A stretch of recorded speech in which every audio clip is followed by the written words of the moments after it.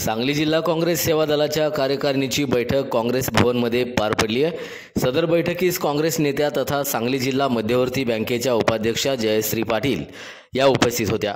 यावेळी विधानसभा निवडणुकीच्या पार्श्वभूमीवर तळागाळातील मतदारापर्यंत पोहोचण्यासाठी निरीक्षकांचीही निवड करण्यात आली आहे।